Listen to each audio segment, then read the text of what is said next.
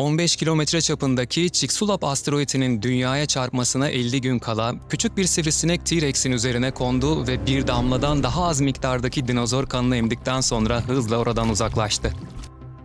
Saniyede 20 kilometre hızla atmosfere giren dev asteroid gezegenimize çarptığında ise 200 kilometre genişliğinde, 1 kilometre derinliğinde dev bir krater oluşturdu ve 72 teraton TNT'ye eşdeğer bir enerji, dinozorlar da dahil olmak üzere tüm bitki ve hayvan türlerinin yaklaşık %75'ini yok etti. Aradan 66 milyon yıl geçtikten sonra yok olan dinozorumuzdan bir damla kan alan küçük sivrisineği bir kehribarın içinde neredeyse bozulmamış halde bulduk ve emmiş olduğu kandaki antik dinozor DNA'sını izole ederek yeni bir dinozor meydana getirmeyi başardık. Gibi kulağa harikulade gelen bu senaryoyu yaşamayı gerçekten görmek isterdim, fakat her şeyi anlattığım kadar basit mi yoksa kurguya mı kapılıyoruz? DNA tüm canlıların genetik bilgisini taşıyan ve aktaran bir moleküldür. Bir organizmanın yapısının nasıl şekilleneceğini, nasıl gelişeceğini ve fonksiyonlarını nasıl yerine getireceğini belirleyen şifre DNA'da saklanır. Bu sebeple soyu tükenmiş canlıları yaşama döndürmek istediğimizde ihtiyacımız olan şey DNA'dır. Birbirine dolanık halde iki iplik ve bu ipliklerin üzerlerinde birbirleriyle eşleşmiş baz adı verilen organik yapılar bulunur. Örneğin bir bakteride 16.000 baz çifti varken insanlarda bu sayı yaklaşık 3 milyar, kuşlarda ortalama 1,5 milyar, Paris japonicası adı verilen bitkide ise 150 milyar baz çifti vardır.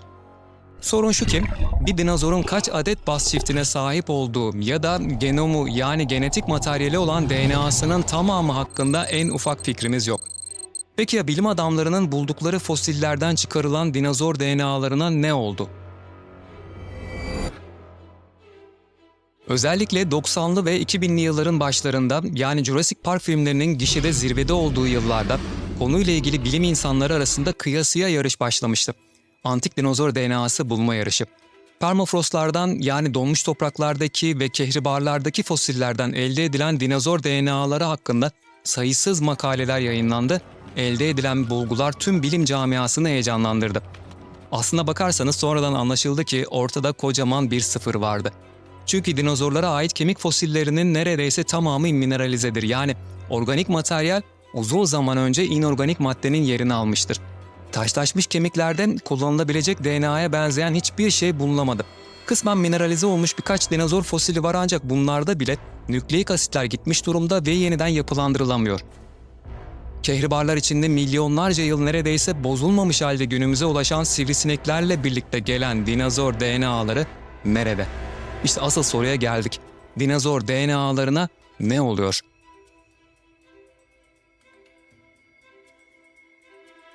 Antik DNA arayışı için bakılması gereken en iyi yerler, permafrost ve buzlar, mumyalanmış ya da kehribar içine hapsolmuş yumuşak dokular gibi görünüyor. Bu alanlar organizmaları mükemmel bir ortamda hapseder. DNA'yı kurutarak daha stabil hale getirir ve özellikle ağaç reçinesi antimikrobiyal özelliklere sahiptir. Bu da dokuların parçalanmasını önlüyor. Fakat büyük bir sorun var. DNA her zaman bozulur. Canlıyken de, cansızken de. Ve yaşam kaynağımız olan su, DNA için yıkıcı etkiye sahip olabilir. Hücreleri hayatta tutan su molekülleri DNA'daki baz çiftlerine yapışıp kopmasına neden olabilir. Böyle bir sorunla karşılaştığımızda DNA, depronasyon adı verilen süreçle tamir edilebilir ve sorun ortadan kalkar, ama ölü bir hücreye ait DNA'yı yenileyen onarım servisleri ortalıkta olmadığı için DNA bozulmaya devam eder. Bilim insanlarının bir türlü çözemediği soru, DNA'nın artık okunamayacak kadar bozulmasının ne kadar sürdüğüydü. 1 yıl mı, 100.000 yıl mı, yoksa 10 milyon yıl mı sürüyordu bu bozulma? Ama artık bu sorunun yanıtını biliyoruz. Herhangi bir canlıya ait DNA'nın aynı radyoaktif elementler gibi yarı ömre sahip olduğu ortaya çıktı. Bu yarılanma ömrü, DNA'nın yarısının kullanılamayacak kadar bozulmasına kadar geçen süreyi işaret ediyor. Yapılan çalışmalar sonucunda DNA'nın yarı ömrünün 521 yıl olduğu belirlendi. Yani DNA'nın yarısı her 521 yılda bozulmaya uğruyor. İşte burada bir soru daha ortaya çıkıyor. DNA'nın tamamının bozulması için toplamda maksimum ne kadar sürenin geçmesi gerekiyor? Birazdan bu soruyu da yanıtlayacağım. Silisli sert kabukları olan ve fosilleriyle bilinen alg familyasından diatomlara ait kloroplastlardan elde edilen okunabilir DNA'lar tam 1,4 milyon yıllık. İnternette biraz araştırma yaptığınızda bir buğday bitine ait fosilde 120 milyon yıllık DNA'ya ulaşıldığı bilgisini okuyabilirsiniz. Fakat sonradan bu DNA'nın o fosile ait olmadığı ortaya çıktı. Bir canlının yaşamı sona erdiğinde DNA'sı anında ve çok hızlı bir şekilde bozulmaya başlar. Hem kendi enzimlerimiz hem dış faktörler bu bozulma sürecinde etkili olur. DNA sadece bozulmakla kalmaz, daha küçük, okunması daha zor parçalara ayrılır. Şimdi soruyu yanıtlayayım. DNA'nın tamamının bozulması için toplamda ne kadar sürenin geçmesi gerekiyor?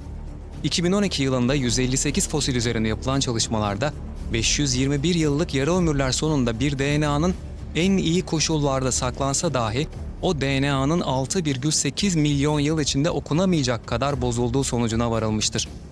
Teorik olarak şu anda bulamadığımız ama araştırmalarla elde edebileceğimiz yaklaşık 7 milyon yıllık DNA'ların fosillerde var olabileceği öngörülüyor. Ama bir dinozoru yaşama döndürmek için 7 değil, 65 milyon yıllık DNA örnekleri lazım. Çözümü olan var mı? Tamam, imkanlarımızı zorlayıp hayal gücümüzü devreye sokalım. 65 milyon yıllık veya daha eski bir dinozor DNA'sı bulduk. Göreceğiniz şey orijinal basım tam bir kitap değil, o kitabın rastgele bir sayfasına ait yırtılmış bir kenar olacaktır. Üstelik üzerine mürekkep dökülmüş ve hiçbir şey okunmayan bir sayfa parçası. Bu bilgiyle ne yapabilirsiniz ki? Bir dinozor yaratmak için dinozorun bozulmamış tam genomuna, yani o kitabın eksiksiz ve orijinal basımına sahip olmalıyız. Şimdi dökülmüş mürekkep senaryosunu değiştirelim, yırtık sayfa okunabilir olsun ve şunlar yazsın: asansör, yeniden, adeta, nihai ve makale. Tespit ettiğiniz bu 5 kelime ile Dan Brown'un Da Vinci şifresi kitabını yeniden oluşturmak istiyorsunuz. Olabilirliğini ve olasılık hesaplarını siz düşünün. Görünen o ki günümüz teknolojisiyle antik DNA'dan bir dinozor oluşturmak, ölüyü diriltmek kadar imkansız. Her şeyden önce 7 milyon yıldan daha eski ve bozulmamış bir DNA örneği bulmak mevcut çalışmalar ışığında pek olası görünmüyor. İhtiyacımız olan bozulmamışlık süresi ise en az 65 milyon yıl. Bilim, bir canlı DNA'sının bu kadar uzun süre var olamayacağını net bir şekilde ortaya koydu. Bu da demek oluyor ki çok uzun yıllar süresince gezegenimizin herhangi bir yerinde ortalıklarda dolaşan ya da laboratuvar ortamında varlığını sürdüren bir dinozor ya da akrabalarını göremeyeceğiz.